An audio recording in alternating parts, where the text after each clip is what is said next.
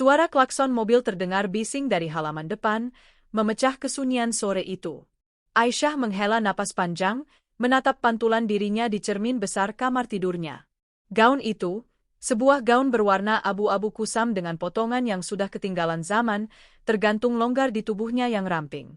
Aisyah, cepat sedikit.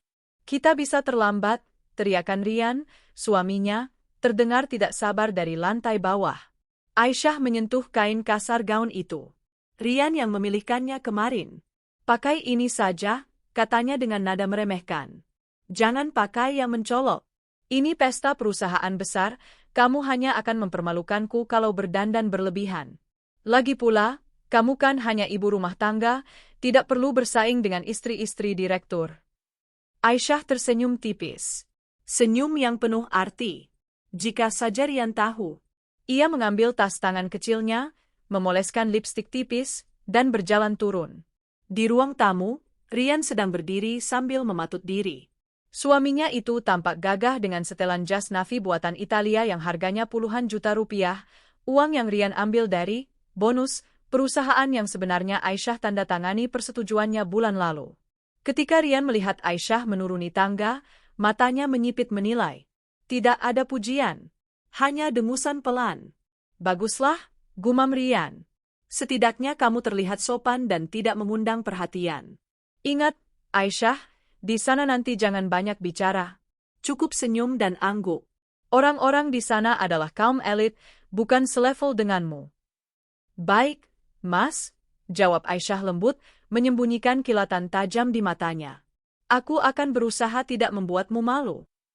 Harus, Rian membalas ketus sambil berjalan keluar menuju mobil Mercedes hitam mengkilap milik kantor.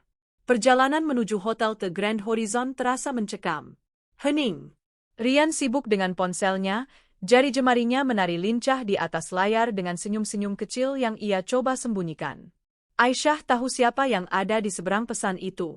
Bella, sekretaris baru Rian. Wanita muda berusia 24 tahun yang baru 3 bulan bekerja namun sudah memakai tas branded yang harganya setara gaji setahun karyawan biasa. Nanti aku akan duduk di meja direksi, kata Rian tiba-tiba memecah keheningan saat mobil mulai memasuki pelataran hotel bintang 5 yang megah itu. Kamu duduk di meja nomor 45, di bagian belakang dekat pintu keluar. Bersama para staf administrasi. Aisyah menoleh, kita tidak duduk semeja, Mas? Kita kan suami istri. Rian tertawa sinis. Semeja? Aisyah, sadar diri. Di meja depanku nanti ada Pak Direktur Utama dan para investor. Apa yang mau kamu obrolkan dengan mereka? Resep masakan? Harga cabai di pasar? Jangan konyol. Duduklah di belakang dan nikmati makanannya. Itu sudah untung aku mengajakmu. Mobil berhenti di lobi. Valet segera berlari membukakan pintu. Saat Aisyah turun, ia menatap gedung megah di hadapannya. The Grand Horizon. Hotel ini adalah permata mahkota dari imperium bisnis yang diwariskan ayahnya. Tidak ada satupun paku di gedung ini yang tidak ia ketahui. Seorang manajer hotel yang berdiri di pintu masuk melihat Aisyah. Matanya membelalak kaget. Ia hampir saja membungkuk dan menyapa. Selamat malam, Ibu Prestir. Namun Aisyah dengan cepat meletakkan jari telunjuk di bibirnya, memberikan isyarat mata yang tajam. Diam. Manajer itu cerdas. Ia segera menegakkan tubuhnya kembali, meski keringat dingin mulai mengucur. Ia hanya mengangguk sopan pada Rian dan Aisyah selayaknya tamu biasa. Ayo, jangan bengong seperti orang kampung lihat gedung tinggi, bisik Rian kasar sambil menarik lengan Aisyah agar berjalan lebih cepat. Mereka memasuki ballroom yang sudah dipenuhi dekorasi emas dan kristal. Ribuan bunga mawar putih menghiasi setiap sudut. Musik orkestra mengalun lembut. Rian segera melepaskan genggamannya dari lengan Aisyah begitu mereka masuk, seolah menyentuh Aisyah adalah hal yang menjijikkan. Sana, meja 45 di pojok sana, tunjuk Rian dagunya ke arah sudut ruangan yang gelap. Tanpa menunggu jawaban, Rian melenggang pergi, memperbaiki dasinya, dan berjalan menuju kerumunan orang-orang penting dengan wajah penuh percaya diri. Aisyah berdiri sejenak, menatap punggung suaminya. Malam ini adalah malam perayaan ulang tahun ke-50 perusahaan. Tapi bagi Rian, malam ini adalah panggung untuk egonya. Dan bagi Aisyah, Malam ini adalah akhir dari sebuah sandiwara panjang. Pesta berlangsung meriah. Denting gelas dan tawa renyah memenuhi ruangan. Aisyah duduk tenang di meja 45, dikelilingi oleh staf administrasi junior yang memandangnya dengan tatapan canggung. Mereka tahu siapa Aisyah, istri Pak Rian yang galak itu, tapi mereka tidak tahu siapa Aisyah yang sebenarnya. Bu Aisyah, tidak makan? Tanya seorang staf muda dengan ramah. Nanti saja, jawab Aisyah tersenyum. Matanya tak lepas dari meja VIP di depan panggung. Di sana, Rian duduk dengan gagah. Namun, kursi di sebelahnya bukan kosong. Ada seorang wanita dengan gaun merah menyala yang sangat kontras dengan dekorasi elegan ruangan itu. Gaun itu memiliki belahan dada rendah dan punggung terbuka. Itu Bella. Bella duduk di sebelah Rian, tertawa manja, sesekali menyentuh lengan Rian di depan umum. Rian tampak tidak keberatan, bahkan menikmati perhatian itu. Para direktur lain tampak risih, tapi mereka diam karena menghormati acara. Tiba-tiba, lampu ruangan meredup. Musik berhenti. Sorot lampu terpusat ke panggung utama. MC naik dan membuka acara dengan semangat. Setelah beberapa sambutan formal, tiba saatnya sesi hiburan dan pengumuman spesial dari jajaran manajemen. Rian berdiri. Ia membisikkan sesuatu pada Bella, lalu berjalan naik ke atas panggung dengan langkah tegap. Wajahnya berseri-seri, penuh kemenangan semu. Ia mengambil mikrofon. Selamat malam, hadirin sekalian. Rekan-rekan kerja, para direksi yang saya hormati, suara Rian menggema lewat pengeras suara. Malam ini adalah malam yang istimewa bagi perusahaan kita. Tapi, izinkan saya mengambil sedikit waktu untuk momen pribadi yang sangat penting bagi masa depan saya. Semua orang terdiam. Aisyah di meja 45 menegakkan punggungnya. Ini dia, batinnya. Saya ingin mengundang istri saya, Aisyah, untuk naik ke atas panggung, kata Rian. Nadanya datar, tanpa kehangatan. Tepuk tangan sopan terdengar. Para staf di meja 45 menatap Aisyah. Wah, ibu dipanggil Pak Rian. Pasti mau diberi kejutan romantis, bisik salah satu staf dengan iri. Aisyah berdiri. Ia berjalan perlahan melintasi ballroom yang luas itu. Gaun abu-abunya yang kusam membuatnya tampak seperti noda di tengah kemewahan pesta, persis seperti yang diinginkan Rian. Ia ingin Aisyah terlihat menyedihkan. Aisyah menaiki tangga panggung. Ia berdiri di hadapan Rian. Rian menatapnya dengan tatapan yang sulit diartikan, campuran antara jijik dan rasa tidak sabar. Terima kasih sudah datang ke depan, kata Rian, suaranya diperkeras oleh mikrofon agar seluruh ruangan dengar. Aisyah, selama 5 tahun kita menikah, aku merasa terhambat. Hening. Suasana pesta yang hangat tiba-tiba berubah menjadi dingin dan tegang. Senyum di wajah para tamu memudar. Kamu adalah wanita yang baik, lanjut Rian, tapi nada bicaranya penuh sarkasme. Tapi kamu tidak sejalan dengan ambisiku. Kamu pasif, tidak punya gairah, dan jujur saja, kamu tidak pantas mendampingi seorang pria yang sedang berada di puncak karir sepertiku. Aisyah hanya diam. Wajahnya datar. Tidak ada air mata. Rian merogoh saku jas dalamnya dan mengeluarkan sebuah amplop coklat tebal. Malam ini, di hadapan saksi teman-teman dan kolega saya ingin mengakhiri kepura-puraan ini. Saya tidak bisa lagi hidup dengan wanita yang tidak memberikan kontribusi apapun dalam hidup saya selain mengurus rumah. Rian melemparkan amplop itu. Amplop itu menghantam dada Aisyah sebelum jatuh ke lantai panggung. Itu surat cerai. Sudah kutandatangani. Kamu tinggal tanda tangan dan kemasi barang-barangmu dari rumahku malam ini juga. Pekikan kaget terdengar dari para tamu undangan. Beberapa istri direktur menutup mulut mereka dengan tangan. Ini skandal. Ini gila. Menceraikan istri di pesta perusahaan? Rian. Apa-apaan ini? Teriak salah satu direktur senior dari meja depan, mencoba menghentikan kegilaan itu. Tapi Rian mengangkat tangan, menyuruh diam. Tunggu, Pak. Saya belum selesai. Saya menceraikan dia karena saya telah menemukan wanita yang benar-benar selevel dengan saya. Wanita yang mendukung saya, yang cantik, dan pantas menjadi pendamping seorang calon direktur. Rian menoleh ke arah meja VIP dan tersenyum lebar. Bella, sayang, naiklah ke sini. Dari kerumunan, Bella berdiri. Gaun merahnya berkilauan tertimpa cahaya lampu. Ia berjalan dengan gaya seperti model di atas catwalk, melewati tamu-tamu yang menatapnya dengan pandangan tak percaya. Ia naik ke panggung, berdiri di samping Rian, dan dengan sengaja menyenggol bahu Aisyah. Bella menatap Aisyah dari ujung kaki ke ujung kepala, lalu tersenyum miring, senyum kemenangan seorang pelakor yang merasa telah berhasil merebut segalanya. Inilah wanita pilihanku, seru Rian bangga sambil merangkul pinggang Bella.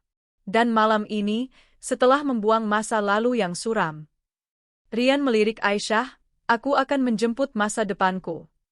Rian berlutut di hadapan Bella, mengeluarkan kotak beludru merah dari sakunya. Saat dibuka, sebuah cincin berlian besar berkilauan menyilaukan mata. Bella, maukah kamu menikah denganku? Aisyah masih berdiri di sana, di sisi panggung, menyaksikan suaminya melamar wanita lain di depan matanya sendiri, beberapa detik setelah ia diceraikan. Namun, yang tidak dilihat Rian adalah tangan Aisyah yang perlahan mengepal. Bukan karena sedih, tapi karena ia baru saja memberi kode tangan kecil kepada kepala keamanan dan protokoler perusahaan yang berdiri di sudut ruangan. Panggung sandiwara Rian sudah selesai. Kini giliran sang pemilik panggung yang bermain. Ya, tentu saja aku mau, Rian, pekit Bella dengan suara yang dibuat-buat semanja mungkin. Suaranya melengking di mikrofon, memecah keheningan yang mencekam di ruangan itu. Detik itu juga, tepuk tangan canggung pecah. Dimulai dari meja staf pemasaran, bawahan Rian yang takut kehilangan pekerjaan, lalu perlahan diikuti oleh beberapa tamu lain yang tidak tahu harus bereaksi seperti apa. Mereka bingung, terkejut, namun etika sosial memaksa mereka untuk bertepuk tangan, meski dengan wajah masam. Di atas panggung, drama itu semakin menjadi-jadi. Rian menyematkan cincin berlian itu ke jari manis Bella. Kilauan berlian itu begitu menyilaukan, terpantul oleh cahaya lampu sorot yang menghujani mereka. Cincin itu besar, terlalu besar bahkan, norak namun mahal. Sebuah simbol keserakahan yang dibalut dengan dalih cinta. Aisyah tahu persis cincin itu. Itu adalah cincin Eternity Series dari koleksi perhiasan eksklusif anak perusahaan Grand Horizon yang baru saja diluncurkan minggu lalu. Harganya 150 juta rupiah. Jadi begitu, batin Aisyah dingin. Uang bonus proyek fiktif bulan lalu. Kau pakai untuk ini, Rian. Bella mengangkat tangannya tinggi-tinggi, memamerkan cincin itu ke arah penonton, lalu secara khusus, ke arah wajah Aisyah. Ia memeluk leher Rian dengan erat, mencium pipi pria itu di depan ratusan mata yang memandang. Pemandangan itu menjijikkan, namun sekaligus memukau dalam artian yang mengerikan. Terima kasih, sayang, bisik Bella keras-keras di dekat mikrofon. Ini adalah hadiah terindah. Akhirnya, kita bisa bersama tanpa ada pengganggu lagi. Kata, pengganggu, itu diucapkan dengan tekanan khusus, dan matanya melirik tajam ke arah Aisyah yang masih berdiri mematung di sisi panggung. Aisyah tidak bergerak. Ia berdiri tegak, membiarkan angin dingin dari pendingin ruangan menerpa wajahnya. Di kakinya, amplop coklat berisi surat cerai itu masih tergeletak, diinjak tanpa sengaja oleh ujung sepatu hak tinggi Bella yang runcing. Sebuah penghinaan yang sempurna. Rian bangkit berdiri, merangkul pinggang Bella dengan posesif. Ia menatap Aisyah dengan senyum penuh kemenangan.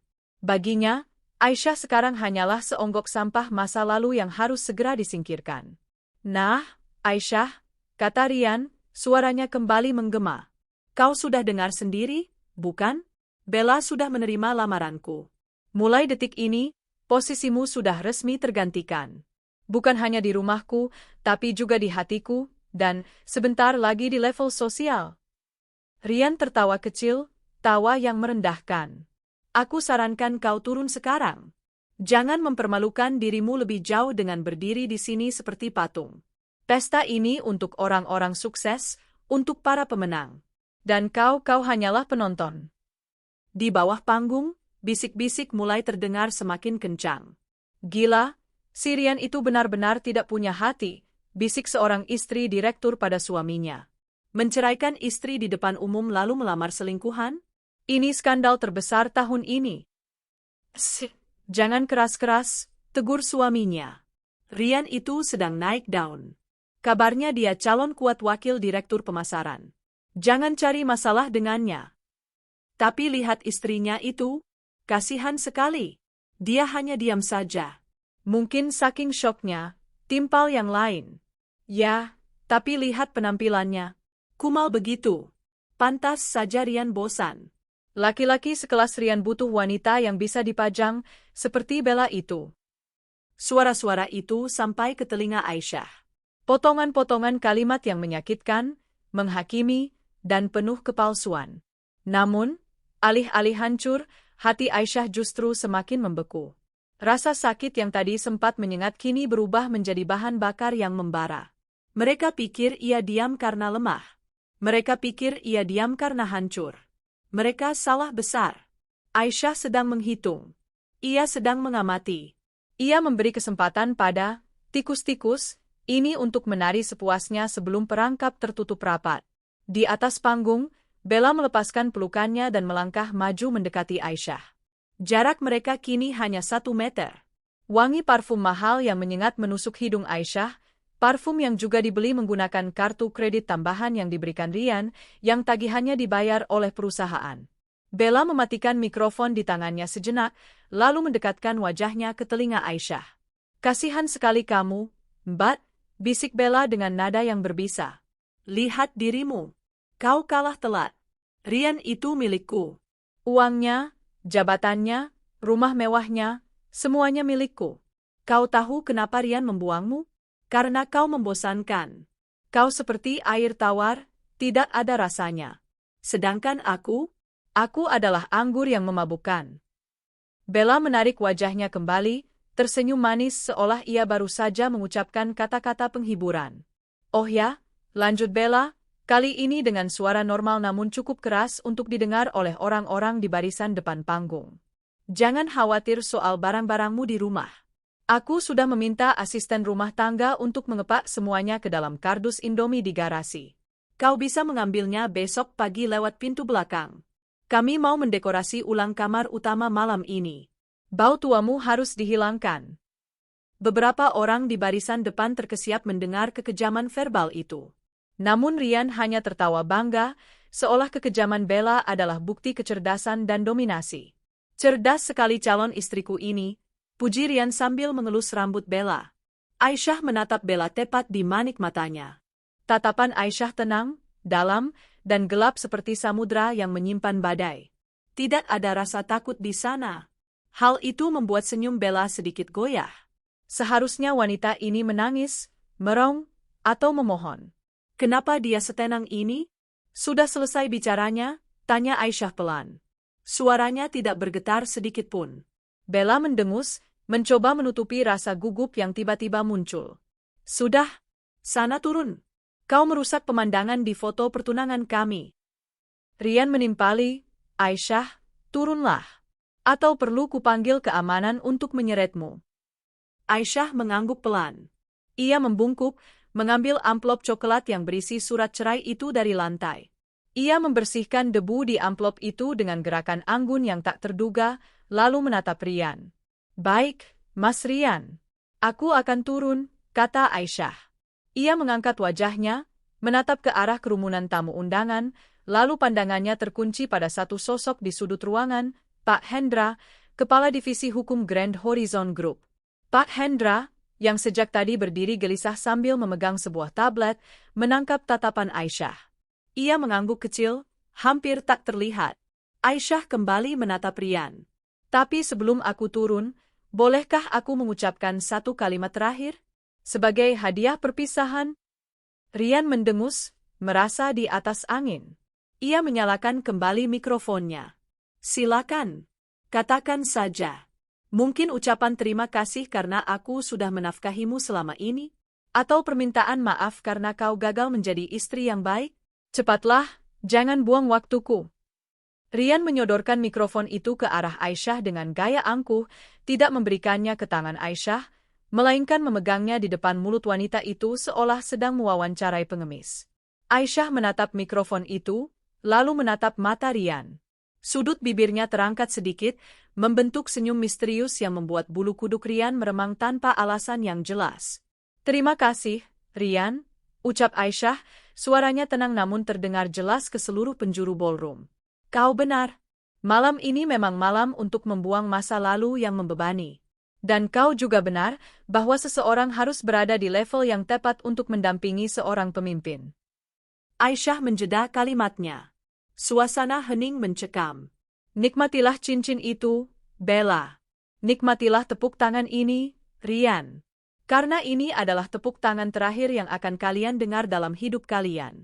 Anggap saja ini adalah pesangon dari saya atas sandiwara hiburan yang kalian sajikan. Rian mengerutkan kening. Apa maksudmu? Pesangon? Kau bicara melantur saking stresnya ya? Aisyah tidak menjawab. Ia mundur selangkah, berbalik badan dengan gerakan yang sangat elegan, jauh berbeda dari postur tubuh istri penurut yang selama ini Rian kenal, dan mulai berjalan menuruni tangga panggung.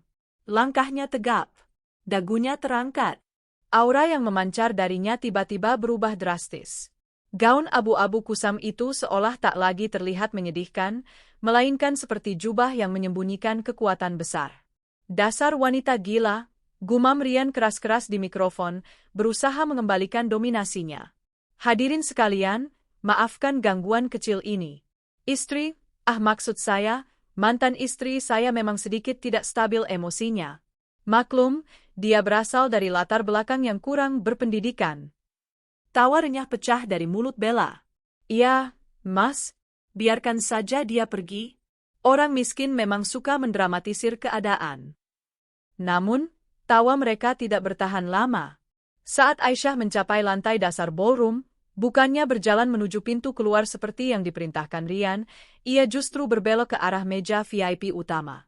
Meja bundar besar di barisan paling depan, tempat duduk para direktur eksekutif dan komisaris perusahaan.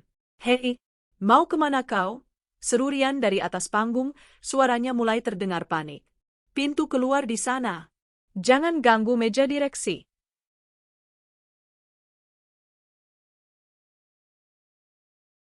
Aisyah tidak berhenti. Para pelayan yang membawa nampan minuman menepi dengan hormat saat Aisyah lewat, seolah ada magnet tak kasat mata yang memaksa mereka menunduk. Sesampainya di depan meja VIP, Aisyah berhenti. Di sana duduk Pak Gunawan, direktur operasional yang selama ini dikenal paling galak dan ditakuti oleh Rian. Rian pucat pasi. Ia takut Aisyah akan mengamuk dan membalikkan meja atau melakukan hal memalukan lainnya yang akan merusak reputasinya di depan bos besar. Keamanan! Keamanan! Teriak Rian ke mikrofon. Tolong amankan wanita itu. Dia mau membuat keributan di meja Pak Gunawan. 2 orang petugas keamanan bertubuh besar segera berlari dari pintu samping. Bella tersenyum lebar, sudah membayangkan Aisyah diseret keluar seperti binatang. Namun, sesuatu yang tak masuk akal terjadi. Saat petugas keamanan itu mendekat, Pak Gunawan, sang direktur operasional yang angkuh itu, tiba-tiba berdiri. Bukan untuk memarahi Aisyah, tapi ia berdiri dengan sikap sempurna. Tegap, lalu membungkukkan badannya 45 derajat ke arah Aisyah. Selamat malam, ucap Pak Gunawan dengan suara yang cukup keras hingga terdengar oleh meja-meja di sekitarnya. Maaf atas ketidaknyamanan ini. Sontak, seluruh direktur lain di meja itu ikut berdiri serentak. Kursi-kursi berdecit digeser ke belakang. 6 orang petinggi perusahaan, orang-orang yang selama ini disembah-sembah oleh Rian, kini berdiri membungkuk hormat di hadapan wanita bergaun abu-abu kusam itu. Petugas keamanan yang tadi berlari kencang mengerem langkahnya mendadak, bingung setengah mati. Di atas panggung, senyum Bella membeku. Mulut Rian ternganga, mikrofon di tangannya hampir terlepas. Apa yang mereka lakukan? Bisik Rian, suaranya bergetar. Kenapa Pak Gunawan menunduk pada Aisyah? Aisyah tidak membalas penghormatan itu dengan kata-kata manis. Ia hanya mengangguk singkat, dingin, dan penuh otoritas. Ia lalu menunjuk ke arah panggung dengan dagunya, memberi isyarat tanpa suara kepada Pak Gunawan. Pak Gunawan mengangguk mengerti. Ia menoleh ke arah MC acara yang berdiri gemetar di samping panggung, lalu memberi kode tangan memotong leher. Hentikan acaranya.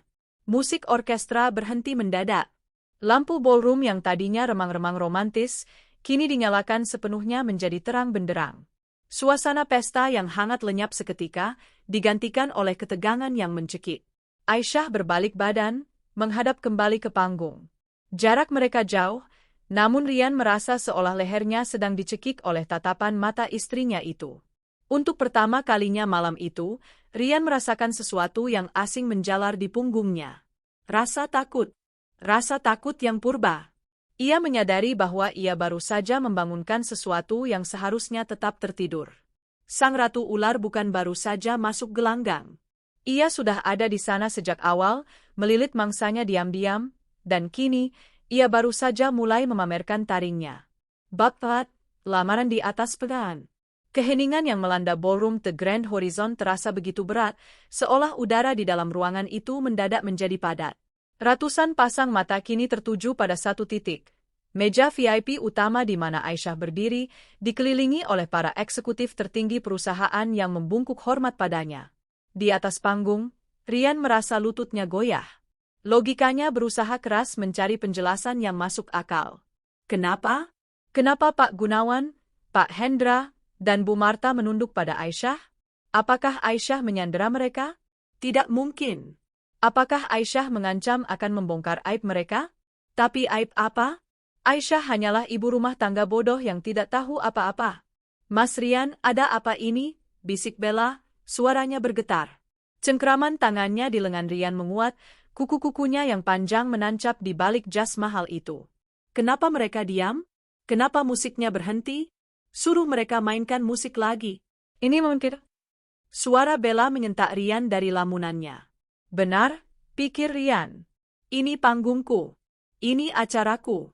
Mungkin para direktur itu hanya sedang mabuk. Atau mungkin ini bagian dari kejutan untukku? Ya, pasti begitu. Rian menarik napas dalam-dalam, menegakkan punggungnya, dan memaksakan senyum yang kini terlihat kaku dan aneh. Ia mengangkat mikrofon yang tadi sempat terkulai di tangannya.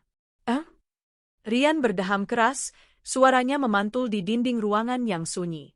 Mohon perhatiannya. Sepertinya ada sedikit kesalahan teknis dengan sound system kita. Atau mungkin para direktur kita sedang bercanda untuk menguji mental saya. Rian tertawa garing. Tidak ada yang ikut tertawa. Para tamu undangan saling berpandangan dengan wajah cemas. Mereka bukan orang bodoh. Mereka melihat gestur tubuh Pak Gunawan tadi. Itu bukan gestur orang mabuk atau bercanda. Itu adalah gestur ketundukan murni. Namun ego Rian terlalu besar untuk menerima kenyataan itu. Ia menolak percaya bahwa wanita yang baru saja ia ceraikan memiliki kuasa sekecil apapun di gedung ini. Baiklah, lanjut Rian dengan nada yang dibuat senyantai mungkin, meski keringat dingin mulai mengalir di pelipisnya. Sambil menunggu musik kembali, izinkan saya melanjutkan apa yang ingin saya sampaikan. Tadi saya sempat terpotong oleh gangguan kecil dari masa lalu. Rian melirik sinis ke arah Aisyah yang kini duduk, duduk, di kursi yang sebelumnya diduduki oleh Pak Gunawan. Sang direktur operasional dengan sukarela memberikan kursinya dan kini berdiri di belakang Aisyah seperti seorang pengawal. Pemandangan itu membuat darah Rian mendidih. Berani-beraninya dia. Hadirin sekalian, seru Rian, mencoba mengalihkan perhatian semua orang kembali ke dirinya dan Bella. Saya ingin berbagi sedikit cerita tentang mengapa saya memilih Bella. Mengapa saya memutuskan untuk melamar wanita luar biasa ini di malam yang penting ini. Rian menatap Bella, mencoba mencari dukungan. Bella, yang juga bingung namun haus perhatian, segera memasang pose anggun, memamerkan cincin berliannya ke arah kamera media yang masih meliput. Meski para jurnalis kini lebih banyak mengarahkan lensa mereka ke arah meja VIP. Rian memulai pidatonya dengan nada dramatis. Adalah sosok wanita modern yang sempurna. Dia bukan hanya cantik, tapi dia cerdas. Dia mengerti dunia bisnis. Dia mengerti tekanan yang saya hadapi setiap hari sebagai seorang manajer pemasaran yang memegang kendali atas citra perusahaan ini. Rian mulai berjalan mondar-mandir di panggung, gesturnya semakin berlebihan. Berbeda dengan mantan istri saya, Rian menunjuk Aisyah dengan telunjuknya, sebuah tindakan yang sangat tidak sopan.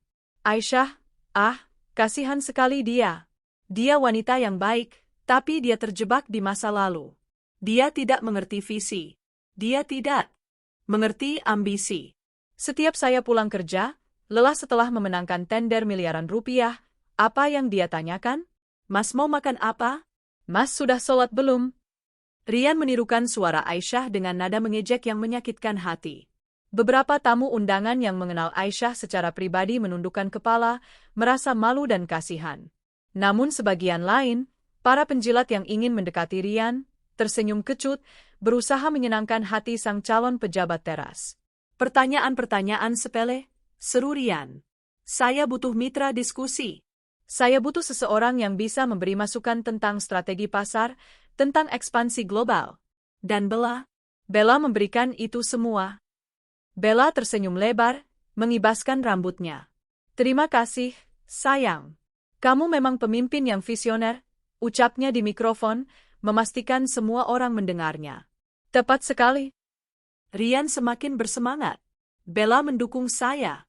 Dia mendampingi saya lembur di kantor sampai pagi. Lembur di Hotel Kali, celetuk seseorang dari arah meja marketing, diikuti tawa tertahan beberapa karyawan yang tahu rahasia busuk bos mereka. Rian pura-pura tidak mendengar. Dia membantu saya menyusun proposal-proposal besar yang membuat Grand Horizon Group tetap berjaya tahun ini. Tanpa dukungan Bella, mungkin saya tidak akan berdiri di sini sebagai kandidat kuat wakil direktur. Rian berhenti sejenak, matanya memindai ruangan, mencari validasi. Jadi, wajar bukan jika saya menceraikan beban dalam hidup saya? Wajar bukan jika saya memilih berlian dan membuang batu kali? Kata-kata itu meluncur tajam. Membosankan. Beban. Batu kali. Aisyah, yang duduk tenang di kursi kebesarannya di meja VIP, mendengarkan setiap kata itu. Wajahnya tidak menunjukkan kemarahan. Justru, ia terlihat tertarik. Seperti seorang peneliti yang sedang mengamati perilaku tikus laboratorium yang sedang berlari menuju perangkap. Di sampingnya, Pak Gunawan mengepalkan tangannya geram. Ia menunduk sedikit, membisikkan sesuatu ke telinga Aisyah. Bu, izinkan saya naik ke sana dan menampar mulut kurang ajarnya. Dia sudah keterlaluan menghina Anda di gedung milik Anda sendiri. Aisyah mengangkat tangan kanannya sedikit, memberi isyarat tunggu. Biarkan dia bicara, Pak Gan, bisik Aisyah tenang. Biarkan dia mengeluarkan semua isi kepalanya. Saya ingin semua orang di sini mendengar betapa bangganya dia atas pengkhianatannya. Semakin tinggi dia terbang, semakin fatal jatuhnya. Di panggung, Rian merasa pidatonya sukses. Ia merasa telah memenangkan kembali kendali. Dan untuk kalian semua, Rian merentangkan tangannya ke arah hadirin. Jadikan ini pelajaran. Dalam bisnis, seperti dalam cinta, kita harus berani memotong bagian yang sakit, bagian yang busuk, agar tubuh utama bisa tumbuh lebih kuat. Aisyah adalah bagian yang harus saya potong demi masa depan perusahaan ini juga. Hebat. Hidup Pak Rian, teriak salah satu manajer junior penjilat dari sudut ruangan, mencoba memecah keheningan. Tepuk tangan kecil terdengar, ragu-ragu dan terputus-putus. Rian tersenyum puas. Ia menoleh pada Bella. Lihat, sayang, mereka setuju. Dunia ini milik para pemenang. Bella memeluk Rian. Kamu hebat banget, Mas. Aku bangga. Biar si janda itu tahu rasa. Lihat dia, duduk di sana sok akrab sama bos-bos. Paling dia lagi flirting atau minta sumbangan. Rian tertawa. Pasti. Dia pasti sedang memohon pekerjaan jadi cleaning service. Tiba-tiba, suara ketukan gelas terdengar nyaring. Ting, ting, ting. Suara itu berasal dari meja VIP. Aisyah memegang sendok perak, mengetukkannya perlahan ke gelas kristal di hadapannya. Bunyinya bening, tajam, dan seketika menghentikan tawa Rian dan Bella. Seluruh ruangan kembali sunyi senyap. Semua mata tertuju pada tangan Aisyah yang memegang sendok itu. Aisyah meletakkan sendok itu perlahan. Ia tidak menggunakan mikrofon, tapi keheningan ruangan membuat suaranya yang tenang terdengar sampai ke panggung. Pidato yang menarik, Rian, ucap Aisyah. Ia menopang dagunya dengan satu tangan, menatap Rian dengan tatapan yang membuat Rian merasa telanjang. Sangat inspiratif. Terutama bagian tentang memotong bagian yang busuk. Rian mengerutkan kening, merasa terganggu. Kenapa? Kau tersinggung? Baguslah kalau kau sadar diri. Aisyah tersenyum. Kali ini senyumnya lebar, menampakkan deretan gigi putih yang rapi. Senyum yang cantik, namun mengerikan. Sama sekali tidak, jawab Aisyah. Aku justru sangat setuju. Sebuah perusahaan memang harus membuang parasit yang hanya bisa menghabiskan nutrisi tanpa memberikan hasil nyata. Aisyah berdiri perlahan. Ngomong-ngomong, Rian, tadi kau bilang kau memenangkan tender miliaran rupiah sendirian? Dan Bella membantumu menyusun proposalnya? Tentu saja, jawab Rian defensif. Semua orang tahu itu. Proyek Sky Garden di Bali, proyek Blue Lagoon di Lombok. Itu semua hasil kerja kerasku. Oh, begitu, Aisyah mengangguk-angguk. Ia menoleh pada Pak Hendra, kepala divisi hukum yang berdiri di sampingnya. Pak Hendra, tolong dikoreksi jika saya salah ingat. Bukankah proyek Sky Garden dimenangkan karena ada intervensi dari pemilik lahan yang kebetulan kenalan lama ayah saya? Dan bukankah proposal yang diajukan oleh tim Rian awalnya ditolak mentah-mentah karena hitungannya kacau balau, sampai akhirnya direvisi total oleh tim pusat yang saya pimpin secara anonim? Wajah Rian memerah padam. Bohong. Kau tahu apa soal proyek? Kau cuma di rumah nonton sinetron. Dan soal Bella, lanjut Aisyah, mengabaikan teriakan Rian. Ia menatap Bella yang kini mulai terlihat gelisah. Kau bilang dia membantumu lembur? Data absensi kantor menunjukkan Bella selalu pulang jam 5 sore. Tapi, pengeluaran kartu kredit korporatmu menunjukkan tagihan hotel bintang 5 di jam 9 malam pada tanggal-tanggal tersebut. Apakah itu yang disebut lembur menyusun proposal, Rian? Suara bisik-bisik di ruangan berubah menjadi gumaman keras. Para tamu mulai menyadari arah pembicaraan ini. Ini bukan lagi drama perceraian biasa. Ini adalah pembongkaran borok di depan umum. Diam kau! Rian berteriak, panik. Ia menunjuk-nunjuk Aisyah dengan tangan gemetar. Keamanan! Usir dia! Dia memfitnah saya! Dia merusak acara ulang tahun perusahaan. Namun, tidak ada satupun petugas keamanan yang bergerak. Mereka semua berdiri mematung di pinggir ruangan, mata mereka tertuju pada Pak Gunawan yang masih berdiri setia di belakang Aisyah. Tidak ada yang akan bergerak, Rian. Suara Aisyah menajam, dingin menusuk tulang. Karena di gedung ini, perintahmu tidak lebih berharga dari gonggongan anjing liar. Aisyah melangkah keluar dari balik meja VIP. Ia berjalan menuju tengah ruangan, di antara meja-meja para tamu yang menahan napas. Kau melamar kekasihmu di atas penderitaanku, Rian. Kau pikir kau sudah menang. Kau pikir kau sudah sampai di puncak. Aisyah berhenti tepat di bawah panggung, mendongak menatap Rian dan Bella yang kini terlihat kecil dan menyedihkan di atas sana. Tapi kau lupa satu hal dasar dalam mendaki gunung, kata Aisyah pelan. Sebelum kau menancapkan bendera kemenangan, pastikan dulu kau tidak berdiri di atas tanah longsor. Aisyah menjentikkan jarinya. Lampu sorot utama yang tadinya menyorot Rian dan Bella, tiba-tiba mati. Kegelapan menyelimuti panggung. Sedetik kemudian, sebuah lampu sorot baru, yang jauh lebih terang dan besar, menyala tepat di atas kepala Aisyah. Cahaya itu begitu intens hingga membuat gaun abu-abu kusamnya terlihat bersinar perak. Di belakang Aisyah, layar LED raksasa yang menjadi latar panggung, yang tadinya menampilkan logo ulang tahun perusahaan, berubah. Logo itu lenyap. Sebagai gantinya, muncul sebuah struktur organisasi perusahaan yang sangat besar. Di puncak piramida struktur itu, di atas kotak bertuliskan, Dewan Direksi, terdapat satu kotak emas dengan satu nama yang tertulis besar dan jelas. Aisyah Humaira, pemilik tunggal CEO Global. Dan di bawah nama itu, di layar yang sebesar layar bioskop, terpampang foto Aisyah dengan setelan jas formal, tersenyum berwibawa. Napas Rian tercekat di tenggorokan. Mikrofon di tangannya jatuh berdebum ke lantai panggung, menghasilkan suara feedback yang memekakan telinga, sekeras hancurnya harga dirinya saat itu juga. Bab 5, Runtuhnya Ilusi. Bunyi feedback mikrofon yang melengking itu akhirnya mereda, namun keheningan yang tersisa jauh lebih menyakitkan telinga. Di layar LED raksasa yang mendominasi ruangan, wajah Aisyah yang selama ini dikenal Rian sebagai istri rumahan yang membosankan, menatap angku dengan balutan blazer hitam desainer ternama di bawah tulisan CEO Global. Kontras antara foto di layar yang begitu berkuasa dengan sosok Aisyah yang berdiri di bawah panggung dengan gaun sederhana namun memancarkan aura membunuh, membuat otak Rian mengalami korsleting. Tidak mungkin. Rian mundur selangkah, menggelengkan kepalanya seperti orang gila. Ini pasti kesalahan teknis. Operator, siapa yang main-main dengan layar itu? Matikan. Ganti slidingnya. Rian berteriak panik ke arah ruang kontrol di belakang ballroom. Namun, tidak ada perubahan. Foto itu tetap di sana, seolah mengejek kekerdilan jiwanya. Bella?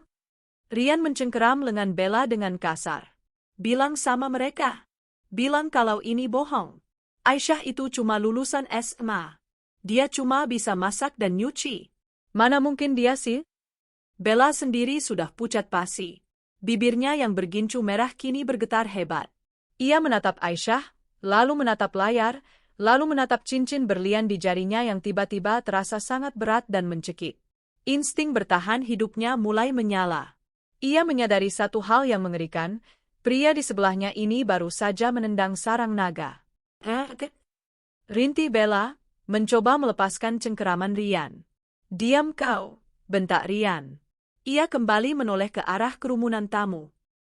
Hadirin sekalian, jangan percaya, ini pasti hoax. Akun perusahaan diretas. Aisyah menyewa hacker untuk mempermalukan saya. Cukup, Rian. Suara itu bukan berasal dari Aisyah, melainkan dari Pak Hendra, Kepala Divisi Hukum. Pria parubaya itu melangkah maju, berdiri di samping Aisyah, dan membuka sebuah dokumen resmi yang dibawanya. Tidak ada peretas. Tidak ada kesalahan teknis, ucap Pak Hendra dengan suara lantang. Sertifikat kepemilikan saham mayoritas Grand Horizon Group sebesar 85% terdaftar atas nama Aisyah Humaira, putri tunggal dari almarhum Bapak Haryo Kusuma, pendiri perusahaan ini. Nama, Haryo Kusuma, membuat dengungan keras di seluruh ruangan. Semua orang tahu nama legendaris itu, tapi tidak banyak yang tahu siapa ahli warisnya karena selalu dirahasiakan oleh Dewan Komisaris demi keamanan.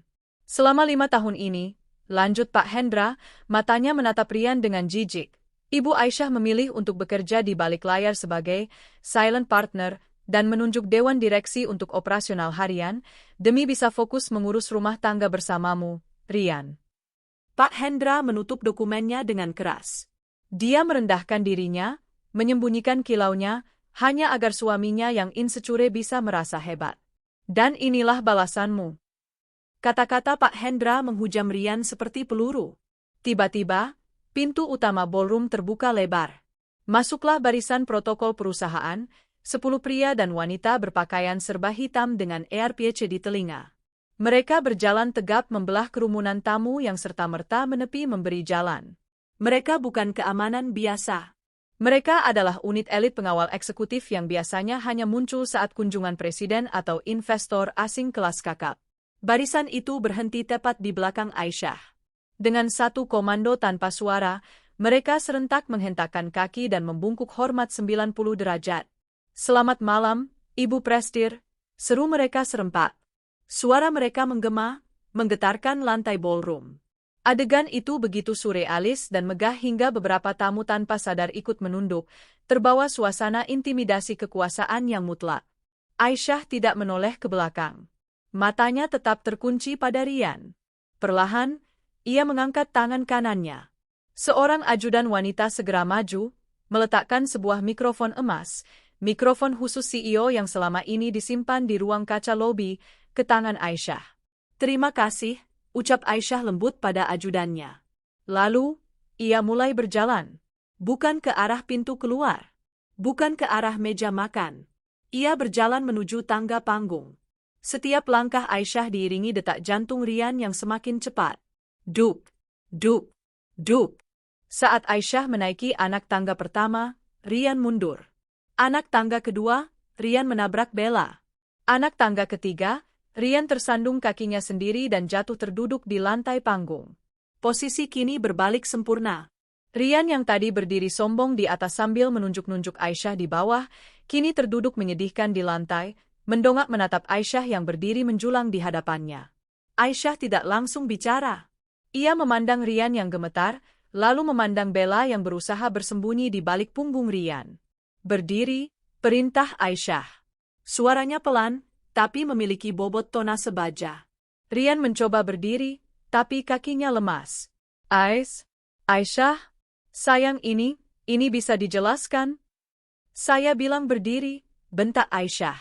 Suara Aisyah menggelegar lewat sound system, membuat Rian melompat berdiri saking kagetnya. Bagus, kata Aisyah dingin. Setidaknya kau masih punya telinga untuk mendengar perintah atasanmu.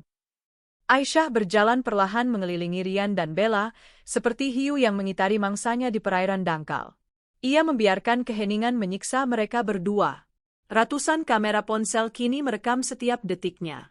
Live streaming kejadian ini sudah pasti meledak di media sosial.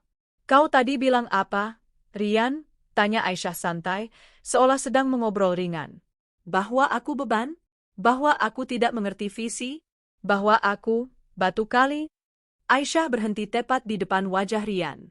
Mari kita bedah visimu, manajer pemasaran Rian Pratama. Aisyah menunjuk layar besar di belakangnya. Gambar berubah lagi. Kali ini menampilkan grafik penjualan dan serangkaian email internal. Tahun pertama kau bekerja, kau hampir dipecat karena salah input harga tender yang merugikan perusahaan 2 miliar rupiah. Ingat? Wajah Rian memucat. Itu kesalahan sistem. Salah, potong Aisyah tajam. Itu kesalahanmu yang teledor. Surat pemecatanmu sudah ada di meja HRD. Tapi siapa yang menahannya? Siapa yang diam-diam mengganti kerugian 2 miliar itu dari uang warisan pribadinya agar kau tidak dipenjara? Aisyah mentondongkan tubuhnya. Istrimu yang, batu kali, ini, Rian. Hadirin tersentak kaget. Tahun ketiga, lanjut Aisyah, gambar di layar berubah lagi. Kau dipromosikan jadi asisten manajer. Kau bilang itu karena prestasimu melobi klien dari Jepang. Padahal, klien Jepang itu adalah paman angkatku. Aku yang meneleponnya, memintanya untuk pura-pura terkesan dengan presentasimu yang pas-pasan itu, hanya agar kau bisa pulang ke rumah dengan senyum bangga. Air mata kemarahan dan rasa malu mulai menggenang di mata Rian. Cukup hentikan? Desisnya. Kenapa? Malu? Tanya Aisyah sinis. Kau tidak malu saat menceraikanku di depan 500 orang. Kenapa sekarang malu saat fakta dibuka? Aisyah beralih menatap Bella. Pelakor itu mencoba membuang muka, tapi Aisyah mencengkeram dagunya, memaksanya menatap mata. Dan kau, Bella? Sekeris, berbak. Layar berubah menampilkan deretan chat WhatsApp dan bukti transfer. Kalian pikir saya buta? Kalian pikir saya tuli? Suara Aisyah merendah namun mengerikan. Setiap kali Rian mengambil uang kas kecil dengan alasan, jamuan klien, saya tahu itu untuk membelikanmu tas. Setiap kali Rian memalsukan info C perjalanan dinas, saya tahu itu untuk liburan kalian ke Singapura. Aisyah melepaskan dagu Bella dengan kasar, membuat wanita itu terhuyung. Kalian tidak sedang mencuri uang perusahaan yang abstrak. Kalian sedang mencuri uang saya. Kalian sedang makan dari piring saya, lalu meludahi wajah saya. Aisyah berbalik menghadap hadirin. Inilah suami yang saya banggakan selama ini. Pria yang dibangun dari tumpukan kebohongan dan disokong oleh uang istri yang ia hina. Dan inilah wanita yang ia pilih. Pasangan serasi. Sama-sama parasit. Aisyah? Rian tiba-tiba berteriak, akal sehatnya hilang ditelan keputusasaan. Kau pikir dengan membongkar ini semua kau hebat? Kau istri durhaka. Kau mempermalukan suami. Di mana baktimu? Rian mengangkat tangannya, hendak menampar Aisyah. Jangan sentuh, teriak Pak Gunawan dari bawah panggung. Tapi Aisyah tidak butuh bantuan. Saat tangan Rian melayang, dengan gerakan refleks yang terlatih, hasil latihan bela diri privat yang tidak diketahui Rian, Aisyah menangkis tangan itu, memutar lengan Rian ke punggungnya, dan menendang lipatan lututnya hingga Rian kembali jatuh berlutut dengan wajah mencium lantai panggung. Brak! Suara tubuh Rian menghantam lantai terdengar ngilu. Rian mengerang kesakitan, lengannya terkunci kuat oleh tangan Aisyah yang tampak mungil namun sekuat besi. Bakti, bisik Aisyah di telinga Rian yang menempel di lantai. Baktiku sudah habis saat kau melempar surat cerai itu ke wajahku, Mas. Aisyah melepaskan kunciannya dan mendorong Rian menjauh dengan kakinya, seolah menyingkirkan kotoran. Ia merapikan blazernya yang sedikit kusut, lalu kembali memegang mikrofon dengan tenang. Napasnya bahkan tidak terengah. Pak Hendra, panggil Aisyah. Siap, Bu Prestir, jawab Pak Hendra sigap. Bacakan hasil audit forensik keuangan divisi pemasaran selama 6 bulan terakhir. Sekarang, di sini. Biar semua orang tahu berapa harga, cinta, mereka.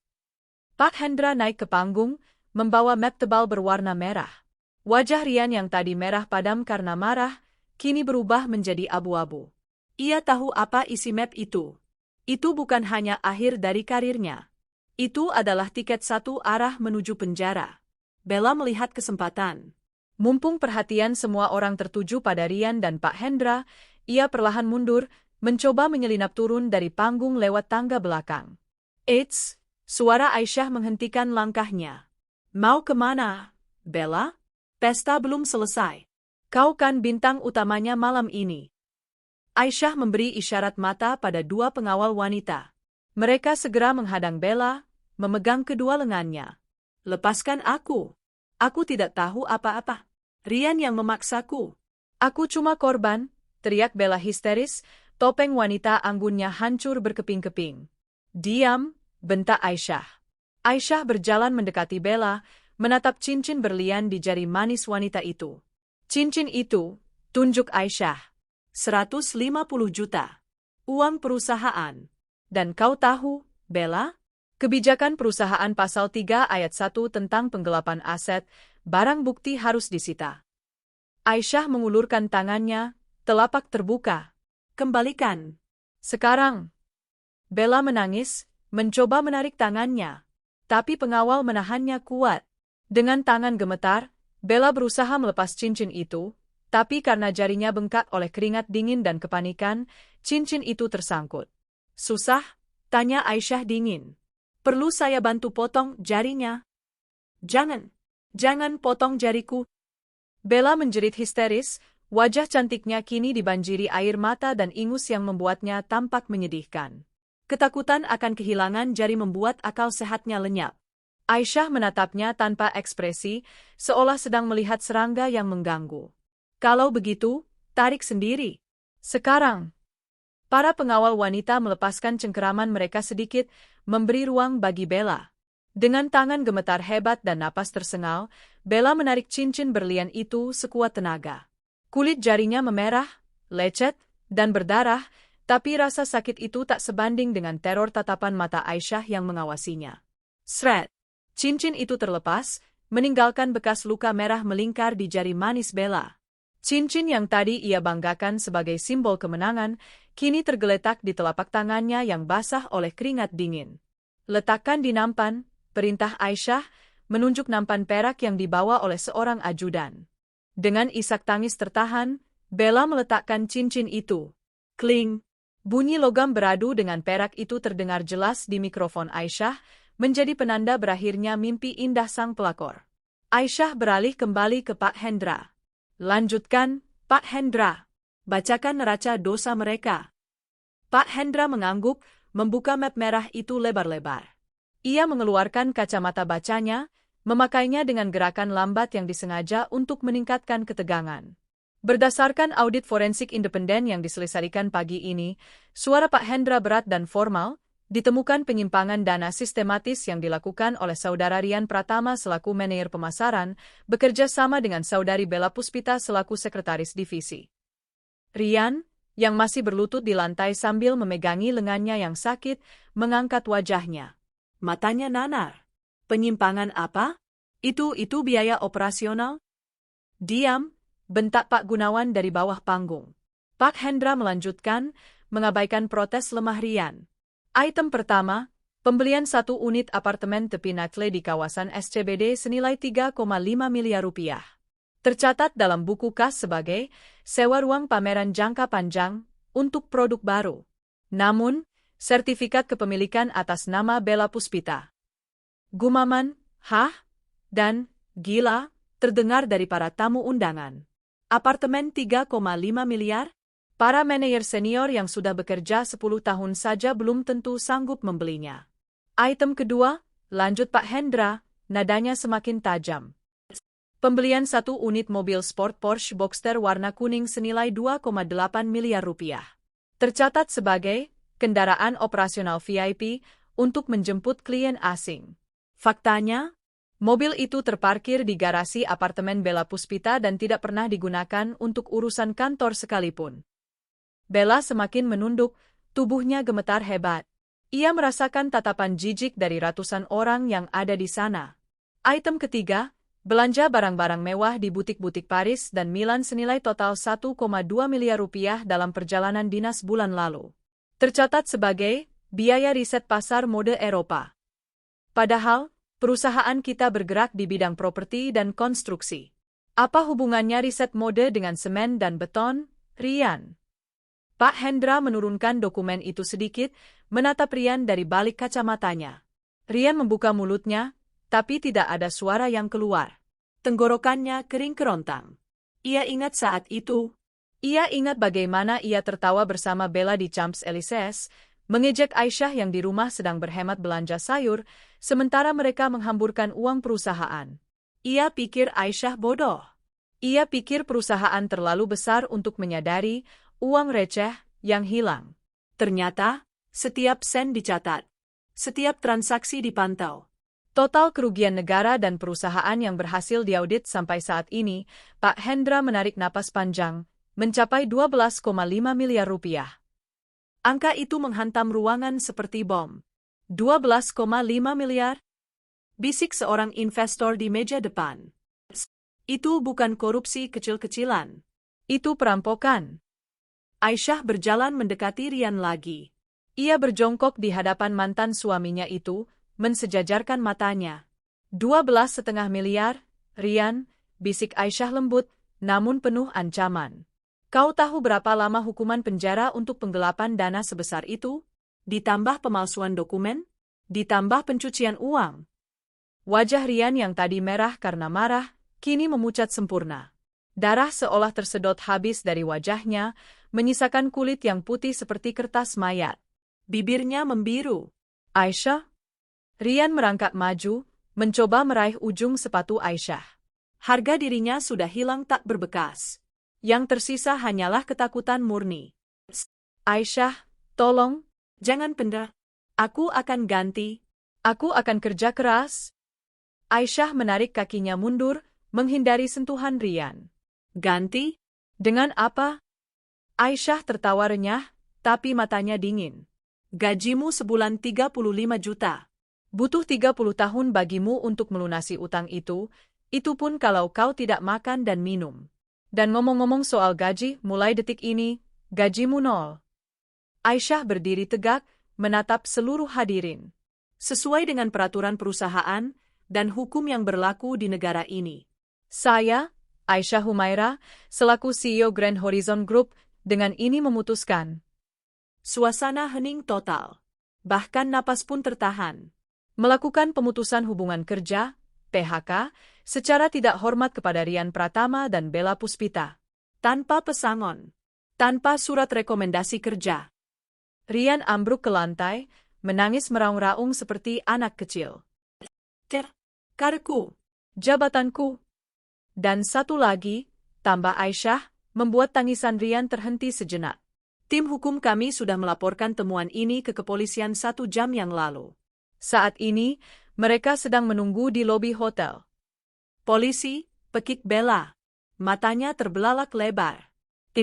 Aku tidak mau dipenjara. Rian, kamu bilang ini aman. Kamu bilang istrimu bodoh. Kamu yang salah. Kamu yang paksa aku terima apartemen itu. Bella tiba-tiba menyerang Rian. Ia memukuli bahu dan kepala Rian dengan tangan kosong. Dasar laki-laki tidak berguna. Penipu. Miskin.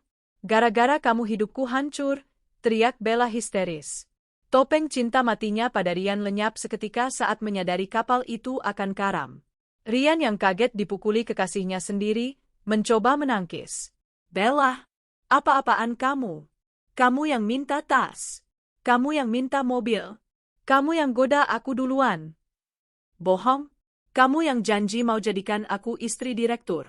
Ternyata kamu cuma maling. Balas Bella sambil menjambak rambut Rian yang sudah berantakan. Di atas panggung yang megah itu, di bawah sorotan lampu dan tatapan ratusan orang terhormat, Rian dan Bella, pasangan yang 1 jam lalu berdiri bak raja dan ratu, kini berguling-guling di lantai, saling pukul, saling cakar, dan saling menyalahkan seperti kucing liar yang berebut tulang busuk. Para tamu undangan menatap dengan pandangan jijik, namun tak sedikit yang tersenyum puas melihat Karma dibayar tunai. Kamera-kamera ponsel terus merekam. Kehancuran mereka bukan hanya di ruangan ini, tapi sedang disiarkan ke seluruh dunia. Aisyah mundur beberapa langkah, membiarkan mereka mempermalukan diri mereka sendiri sampai titik terendah.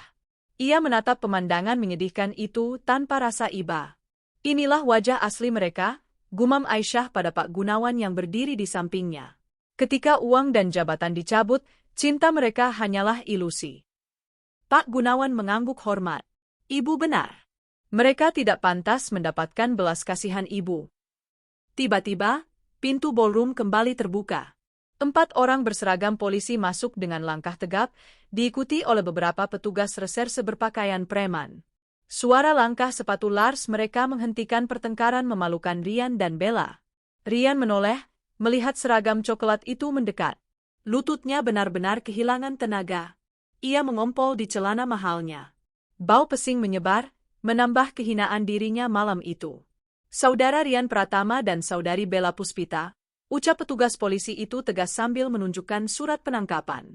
Anda kami tangkap atas dugaan penggelapan dana korporasi, pencucian uang, dan pemalsuan dokumen. Anda punya hak untuk diam, tapi segala yang Anda katakan bisa dan akan digunakan untuk melawan Anda di pengadilan. Bunyi klik dari borgol besi yang mengunci pergelangan tangan Rian terdengar seperti vonis mati baginya. Ia menatap Aisyah untuk terakhir kalinya, matanya memohon, berharap ada sisa-sisa cinta di hati wanita yang pernah ia nikahi itu. Aisyah, aku suamimu tolong. Bisiknya parau. Aisyah menatapnya lurus. Kau bukan suamiku, Rian. Suamiku sudah mati saat dia memilih untuk mengkhianati sumpahnya di depan Tuhan. Yang berdiri di depanku sekarang hanyalah seorang kriminal. Aisyah berbalik badan, memunggungi Rian. Bawa mereka pergi. Baru saja polisi hendak menyeret Rian dan Bella keluar dari ballroom, suara Aisyah kembali terdengar, dingin dan tajam seperti silet. Tunggu sebentar, Komandan.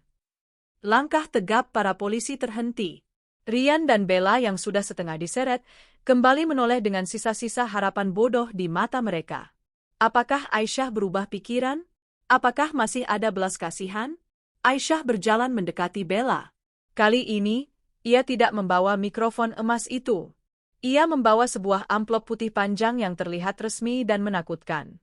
Untuk Rian, urusan kita selesai di pengadilan pidana, kata Aisyah tanpa menatap mantan suaminya itu. Matanya terkunci pada Bella. Tapi untukmu, Bella, ada urusan perdata yang harus kita selesaikan sekarang juga. Bella menelan ludah, air matanya sudah merusak riasan wajahnya hingga tampak seperti badut yang menangis. Apa lagi? Aku sudah dipecat. Aku sudah ditangkap. Kau mau apa lagi? Aisyah tersenyum miring. Ia menyodorkan amplop putih itu tepat ke dada Bella. Karena tangan Bella terborgol, amplop itu diselipkan paksa di antara lengan dan tubuhnya. Itu adalah gugatan perdata ganti rugi aset. Ganti rugi? Suara Bella mencicit. Apartemen tepi Natle, Porsche Boxster, tas-tas Hermes dan Chanel, sepatu Louboutin, dan perhiasan Cartier yang kau pamerkan di Instagrammu. Aisyah menyebutkan daftar itu dengan hafalan yang sempurna. Semua itu dibeli menggunakan uang perusahaan yang digelapkan oleh Rian. Secara hukum, itu adalah barang curian. Aisyah mendekatkan wajahnya. Polisi akan menyita fisiknya sebagai barang bukti. Tapi nilai penyusutannya, kerusakan yang kau buat, dan biaya legal untuk memulihkan aset itu, semuanya dibebankan kepadamu. Totalnya sekitar 3 miliar rupiah. Mata Bella melotot, hampir keluar dari rongganya. 3 miliar? Aku tidak punya uang sebanyak itu. Rian yang belikan. Tagih Rian. Rian sudah bangkrut, sayang, bisik Aisyah sadis. Dan karena sertifikat apartemen dan mobil itu atas namamu, maka secara hukum kaulah penerima manfaat utamanya. Kaulah yang harus membayar. Tapi aku tidak punya uang, jerit Bella histeris. Keluargaku di kampung cuma petani. Aku tulang punggung keluarga. Jangan lakukan ini. Oh, ya? Aisyah mengangkat alisnya, pura-pura terkejut. Kalau begitu, sayang sekali. Tim legal saya akan membekukan semua rekeningmu, menyita rumah orang tuamu di kampung jika itu hasil dari uang haram ini, dan memastikan namamu masuk dalam daftar hitam bei checking seumur hidup. Kau tidak akan bisa meminjam uang bahkan untuk membeli pulsa sekalipun. Bella merosot, kakinya tidak lagi mampu menopang tubuhnya. Kejam, kamu kejam sekali, Aisyah. Sesama wanita harusnya saling mengerti. Mengerti? Tawa Aisyah meledak, tapi tidak ada kegembiraan di dalamnya. Di mana pengertianmu saat kau tidur dengan suamiku di ranjangku? Di mana pengertianmu saat kau memintanya menceraikanku di hari ulang tahun perusahaan? Kau tidak meminta pengertian saat kau menang, Bella. Jadi jangan minta belas kasihan saat kau kalah. Bella putus asa. Matanya liar mencari pertolongan. Tiba-tiba, ia melihat sosok laki-laki paruh baya di salah satu meja VIP tamu undangan. Itu Pak Burhan, salah satu kontraktor rekanan yang dulu pernah mencoba mendekatinya. Pak Burhan, teriak Bella putus asa. Tolong saya, Pak. Bapak dulu bilang suka sama saya kan? Tolong bayarkan utang saya. Saya janji akan jadi milik Bapak sepenuhnya. Saya akan lakukan apa saja.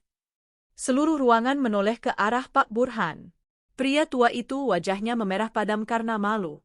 Istrinya yang duduk di sampingnya langsung mencubit lengannya dengan keras dan menatapnya tajam.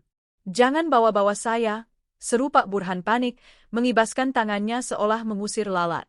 Saya tidak kenal wanita gila ini. Jangan ngawur kamu. Pak Burhan. Tolong Pak. Saya mohon. Bella terus meronta, mencoba lari ke arah Pak Burhan tapi ditahan kuat oleh polisi. Siapapun. Tolong saya. Saya cantik. Saya masih muda. Saya bisa melayani kalian. Aisyah menggelengkan kepalanya pelan. Pemandangan itu benar-benar menyedihkan. Seorang wanita yang menggantungkan harga dirinya pada kecantikan dan tubuhnya, kini melelang dirinya sendiri di depan umum demi lepas dari jerat hukum, dan tidak ada satupun yang menawar. Cukup, kata Aisyah tegas. Bawa dia. Suaranya mengganggu selera makan tamu-tamu saya. Polisi mengangguk hormat pada Aisyah dan segera menyeret Bella yang masih berteriak-teriak histeris, memohon, dan mengutuk bergantian. Rian, yang sudah hancur mentalnya, diseret dalam diam seperti mayat hidup. Pintu ballroom tertutup di belakang mereka, memotong teriakan Bella. Keheningan kembali menyelimuti ruangan, tapi kali ini bukan keheningan tegang, melainkan keheningan lega. Udara terasa lebih bersih setelah sampah dibuang keluar. Aisyah menarik napas panjang, merapikan kembali tatanan rambutnya dengan jari. Ia berbalik menghadap para tamu undangan yang masih terpaku menatapnya. Wajah Aisyah berubah. Topeng, istri tersakiti, dan hakim kejam, lenyap. Kini, yang berdiri di sana adalah Aisyah Humaira, CEO Grand Horizon Group. Mohon maaf atas gangguan hiburan yang sedikit interaktif tadi, ucap Aisyah dengan senyum profesional yang menawan. Saya harap selera makan Bapak dan Ibu tidak terganggu. Aisyah mengangkat gelasnya tinggi-tinggi. Mari kita lanjutkan pesta ini. Untuk Grand Horizon Group dan untuk masa depan yang bersih dari parasit. Untuk Grand Horizon, seru Pak Gunawan lantang, diikuti oleh tepuk tangan meriah dan sorak-sorai dari seluruh tamu undangan. Kali ini, tepuk tangan itu tulus. Mereka bukan hanya menghormati jabatannya, tapi mereka takut dan kagum pada kekuatannya. Malam itu, Aisyah tidak hanya mendapatkan kembali harga dirinya. Ia mendapatkan kerajaannya kembali, bersih dan tak tergoyahkan. Pesta terus berlanjut di dalam ballroom Hotel Grand Horizon, namun suasana di luar gedung jauh dari kata pesta. Pintu kaca lobi utama hotel kini dikerumuni oleh puluhan wartawan dari berbagai media nasional. Berita tentang skandal pesta ulang tahun Grand Horizon sudah bocor sejak 1 jam yang lalu, berkat siaran langsung di media sosial yang dilakukan oleh beberapa tamu undangan. Ketika pintu lobi terbuka dan polisi menyeret Rian serta Bella keluar, kilatan cahaya kamera menyambar seperti badai petir. Pak Rian, benarkah Anda menggelapkan uang perusahaan 12 miliar? Mbak Bella, apa komentar Anda tentang tuduhan menjadi pelakor? Benarkah Anda berdua dipecat langsung oleh istri Pak Rian sendiri? Pertanyaan-pertanyaan tajam itu dilontarkan bertubi-tubi. Rian, yang biasanya haus perhatian dan suka tampil di depan kamera, kini menundukkan kepalanya dalam-dalam. Ia berusaha menutupi wajahnya dengan bahu, tapi borgol di tangannya membuatnya sulit bergerak. Wajahnya yang pucat dan celananya yang basah karena ompol terekam jelas oleh kamera resolusi tinggi. Besok pagi, wajah menyedihkan itu akan menjadi sampul depan semua koran bisnis dan tabloid gosip. Minggir! Minggir! Teriak polisi sambil mendorong kerumunan wartawan untuk membuka jalan menuju mobil tahanan. Bella, di sisi lain, tidak bisa diam. Ia menjerit histeris ketika melihat kamera. Jangan foto! Jangan rekam! Aku korban. Rian yang salah. Aku tidak tahu apa. Riasan wajah Bella sudah luntur total. Maskara hitam meleleh di pipinya seperti air mata setan. Gaun merah mewahnya yang terbuka kini terlihat murahan dan vulgar di bawah sorotan lampu kamera. Ia meronta-ronta, mencoba menendang wartawan yang terlalu dekat. Dasar media sampah. Matikan kameranya, teriak Bella sambil meludah ke arah lensa kamera salah satu wartawan TV nasional. Aksi meludah itu disiarkan secara langsung. Detik itu juga, simpati publik padanya, jika memang ada, menguap sepenuhnya. Netizen yang menonton siaran langsung itu langsung membanjiri kolom komentar dengan cacian. Netizen 1, gila, udah maling, galak lagi. Mampus lu. Netizen 2, itu tas Hermesnya asli gak sih? Kok kelakuannya kayak preman pasar? Netizen 3, Bu Aisyah the real queen. Sikat abis pelakor songong. Pintu mobil polisi dibanting menutup, mengurung Rian dan Bella di dalamnya. Sirine meraung, membelah kerumunan, membawa mereka pergi menuju sel tahanan yang dingin dan bau, jauh dari kemewahan apartemen SCBD yang mereka banggakan. Sementara itu, di dalam ballroom, suasana mulai kembali tenang namun tetap waspada.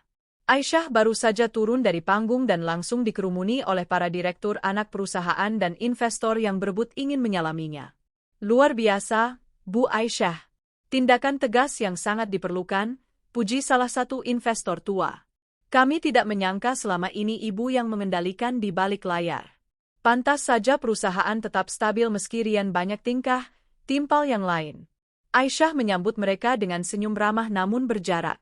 Ia tahu mana yang tulus memuji dan mana yang hanya menjilat karena takut nasibnya sama seperti Rian.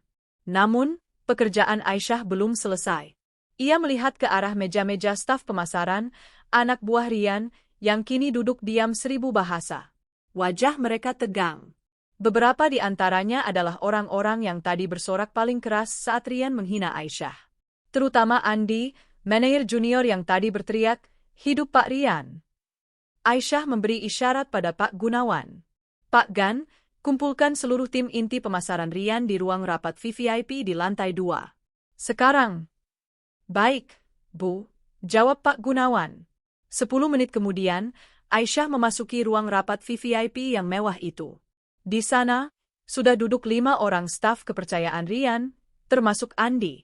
Mereka semua menunduk, tidak berani menatap mata Aisyah. Aisyah duduk di kursi utama, meletakkan tabletnya di meja dengan suara tak yang pelan namun membuat kelima orang itu tersentak. Jadi, Aisyah membuka percakapan. "Kalian adalah tim sukses, Rian, benar?" Hening. Keringat dingin mengucur di dahi Andi. "Andi," panggil Aisyah. Saya, Bu Presdir," jawab Andi gagap. "Tadi saya dengar suaramu paling lantang." "Hidup Pak Rian, begitu kan?" Aisyah tersenyum tipis. "Loyalitas itu bagus, Andi. Tapi loyalitas buta pada koruptor, itu namanya komplotan." "Ampun, Bu. Saya tidak tahu Pak Rian korupsi. Saya cuma ikut-ikutan biar promosi." Andi mulai menangis ketakutan. Aisyah menggeser layar tabletnya, menampilkan data baru di layar proyektor ruangan. "Jangan bohong. Audit forensik tidak hanya menangkap hiu besar, tapi juga ikan-ikan kecil yang memakan sisa-sisanya." Di layar, terpampang bukti transfer dari rekening pribadi Rian ke rekening Andi dan keempat staf lainnya. Nominalnya bervariasi, mulai dari 5 juta hingga 20 juta rupiah per bulan. "Kalian menerima uang tutup mulut dari Rian untuk memalsukan laporan bulanan, benar? Kalian yang memanipulasi data survei kepuasan pelanggan agar Rian terlihat berprestasi. Kalian juga yang membantu Bella menyembunyikan bukti-bukti belanja mewahnya. Kelimanya terdiam. Bukti itu terlalu kuat. Saya bisa saja melaporkan kalian ke polisi sekarang juga. Pasal penyertaan tindak pidana korupsi. Hukumannya lumayan, bisa 4-5 tahun penjara. Mendengar kata penjara, salah satu staf wanita langsung pingsan di kursinya. Andi langsung bersujud di kaki meja Aisyah. Tolong Bu, jangan penjarakan kami. Kami punya anak istri. Kami terpaksa, Bu. Pak Rian mengancam akan memecat kami kalau tidak menurut. Aisyah menatap mereka dengan tatapan datar.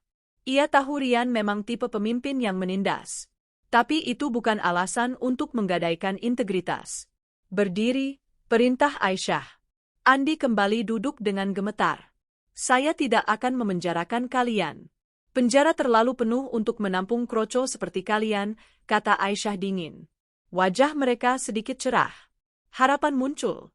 Tapi, suara Aisyah meninggi. Saya tidak bisa membiarkan benalu tetap ada di pohon saya. Aisyah menoleh pada Pak Gunawan. Pak Gan, terbitkan surat pemecatan untuk mereka berlima. Efektif malam ini. Alasan pemecatan, pelanggaran kode etik berat. Pastikan catatan ini masuk ke database HRD nasional agar perusahaan lain tahu siapa mereka sebenarnya. Dan satu lagi, tambah Aisyah sebelum mereka sempat protes. Uang suap yang kalian terima dari Rian, kalian harus mengembalikannya ke kas perusahaan dalam waktu 3x 24 jam. Jika tidak, bagian hukum akan memproses pidananya. Sekarang, keluar dari ruangan saya.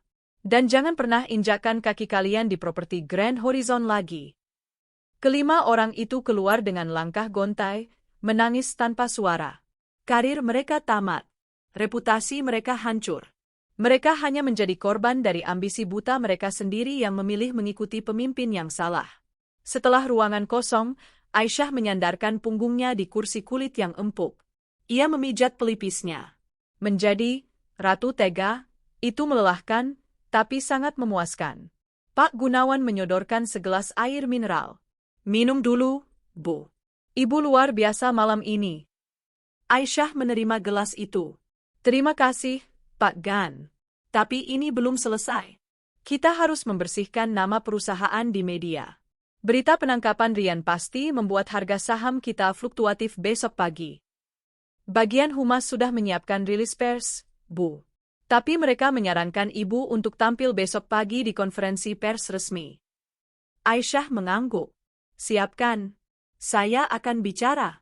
Dunia harus tahu bahwa Grand Horizon tidak mentolerir kecurangan, bahkan jika pelakunya adalah suami pemilik sendiri. Aisyah berdiri dan berjalan ke arah jendela besar ruang rapat yang menghadap ke kota Jakarta di malam hari. Lampu-lampu gedung pencakar langit berkelap-kelip indah. Di bawah sana, Rian dan Bella sedang menuju kehancuran mereka. Di sini, di puncak menara gading ini, Aisyah berdiri tegak sendirian. Dulu, ia pikir ia butuh Rian untuk melengkapi hidupnya. Ternyata, Rian hanyalah debu yang menutupi kilaunya. Sekarang, setelah debu itu dibersihkan, Aisyah akhirnya bisa bersinar terang benderang. Ayo kita kembali ke pesta, Pak Gan, ajak Aisyah sambil berbalik badan. Masih ada kue tart ulang tahun yang belum saya potong. Kembalinya Aisyah ke ballroom disambut dengan tepuk tangan yang jauh lebih hangat dan meriah daripada sebelumnya. Jika di awal pesta ia hanyalah istri Rian yang membosankan, kini ia adalah Aisyah Humaira, sang pemimpin. Musik orkestra kembali mengalun, kali ini memainkan lagu yang megah dan penuh semangat. Aisyah berjalan menuju panggung utama, tempat kue tart raksasa setinggi 2 meter berdiri kokoh. Dengan pisau perak panjang di tangan, Aisyah memotong kue itu. Potongan pertama ia berikan kepada Pak Gunawan, simbol penghargaan atas loyalitasnya. Potongan kedua ia berikan kepada Pak Hendra dan staf senior lainnya. Malam ini, ucap Aisyah di depan mikrofon, kali ini dengan senyum tulus yang memancar dari hatinya. Bukan hanya perayaan ulang tahun perusahaan, tapi perayaan kelahiran kembali. Kita telah membuang masa lalu yang kelam, dan kini kita siap menyongsong masa depan yang lebih cerah. Gelas-gelas diangkat tinggi. Demi Grand Horizon. Demi Bu Aisyah. Malam itu berakhir dengan tawa dan kebahagiaan. Tidak ada lagi bayang-bayang Rian. Tidak ada lagi racun Bella. Hanya ada Aisyah dan kerajaan bisnisnya yang kini sepenuhnya berada dalam genggamannya.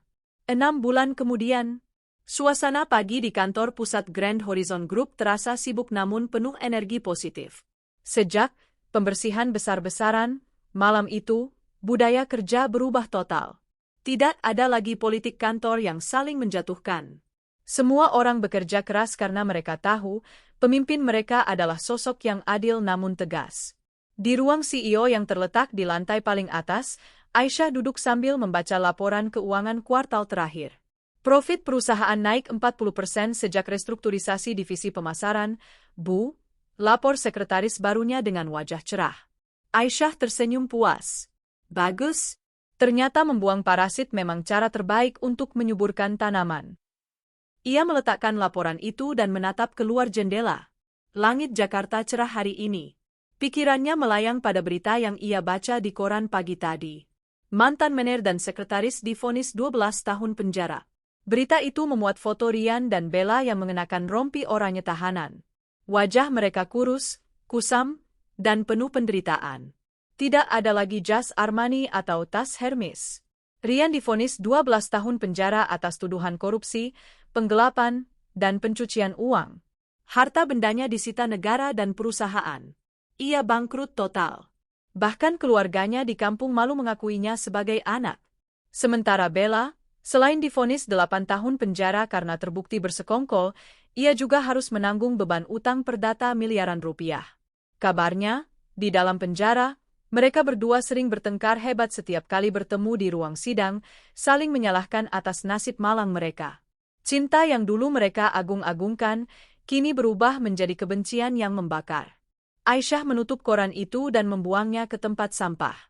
Tempat yang pantas untuk masa lalu yang buruk. Bu, ada tamu yang ingin bertemu, suara interkom membuyarkan lamunannya. Siapa?